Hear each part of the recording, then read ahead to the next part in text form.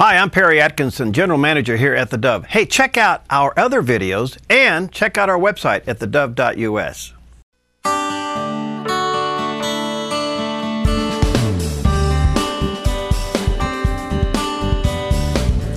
Welcome to Focus Today. I'm your host, Perry Atkinson, and delighted to have back with us today Mike Broyles. He's the Executive Director of Awana Lifeline, and today we want to talk to him about Mother's Day, but in particular, mothers that are in prison. Wow, what a subject. And Mike, good to see you. How you doing, my friend? I'm doing great, Perry. Thanks for having me on today. Yeah, good to see you back. First of all, give us an idea how many mothers are going to spend Mother's Days behind bars? Well, my estimation, Perry, would be about 80,000 moms will be behind bars this Mother's Day. Whoa. Now, what kind of an impact does a mom incarceration have on children? Oh, Perry, it's very difficult.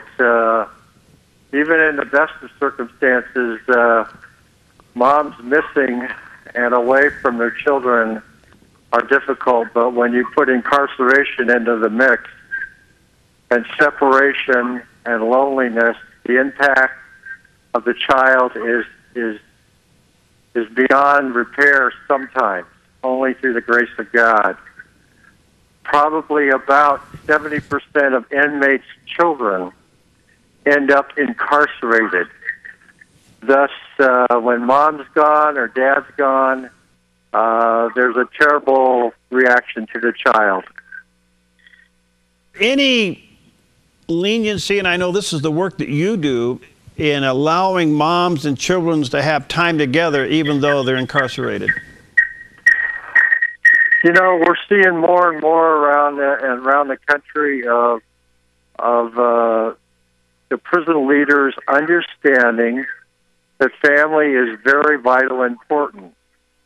The leaders see that the next generation tends to follow the parent inside incarceration.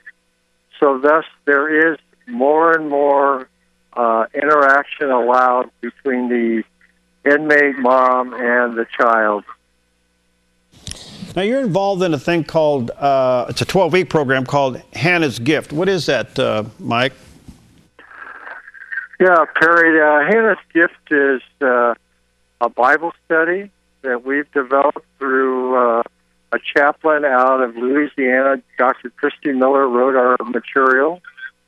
It's a Bible study on 1 Samuel 1 through 3, and it talks about how moms can have a spiritual impact on their children even while they're on the inside and away from their kids.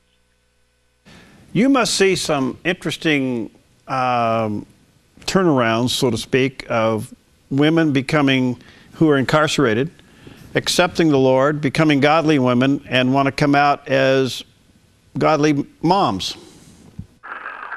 You know, yes, we do. And that's by the grace of God, obviously. A couple weeks ago, we were in the state of Illinois doing one of our events, and the ladies in this prison had just finished Hannah's Gift. In that prison, they allow the children to be with the moms the first 2 years of their life. So they have a nursery, a child's care area in the prison.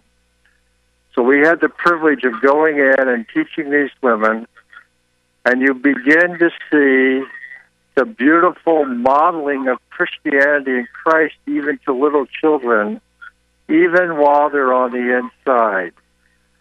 So yes, the turnaround, yes, there's issues, there's dysfunction in the family, but there begins to be a healing and a hope and a reconciliation between mom and the children, which is a beautiful thing to observe. Wow. I would assume that the system, Mike, begins to see the fruit of your labor and realize this is the true answer.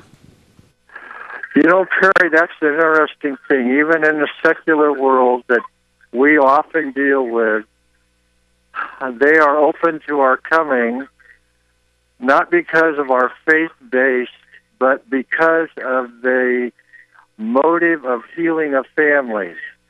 They know the research. They know the statistics of children following their parents. They're incarcerated. Thus, we have more and more open doors from wardens, from state leaders, of saying, we want you to come in, particularly to help those moms and dads who are incarcerated. So, how many prisons do you have your program going right now, Mike? Well, Perry, we're blessed. Since the last time I talked with you a couple years ago, we approximately have about 70 classes of Malachi Dads. That's the study for the men, and the study for the women is obviously called Hannah's Gift. So we're in about 70 Bible studies around the country. In Canada and Dominican Republic, we're in 6 prisons there. And last week I was in Costa Rica, and we're going to get into the prisons in Costa Rica hopefully in a couple months. Oh, that's wonderful. Mike, what are your needs and how people can help you and join with what you're doing? Wow, what a great question. The greatest need we have is to have people of faith who will stand behind us to pray. We really experienced Ephesians 6 on a daily basis of spiritual warfare. This is a spiritual battle for the hearts and the souls of the moms and their children. So we need, first of all, people who will stand with us and pray.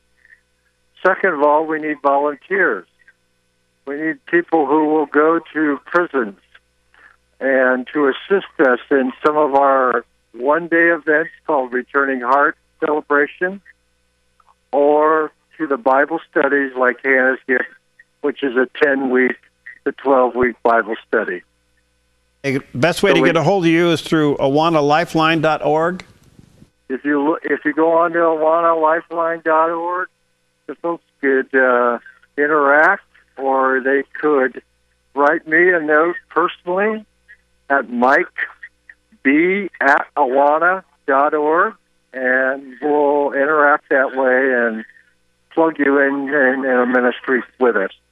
Well, Mike, thank you. You're an inspiration. Thanks for what you do. Thanks for giving us a few moments of your time today and being flexible with all of our technical challenges.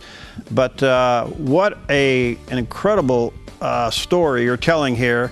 And keep up the good work, my friend. Thank you very much, Perry, and thank the Lord for open doors in prisons around the country and around the world. All right, God bless you, my friend. All right, again, that is awanalifeline.org. We'll be right back.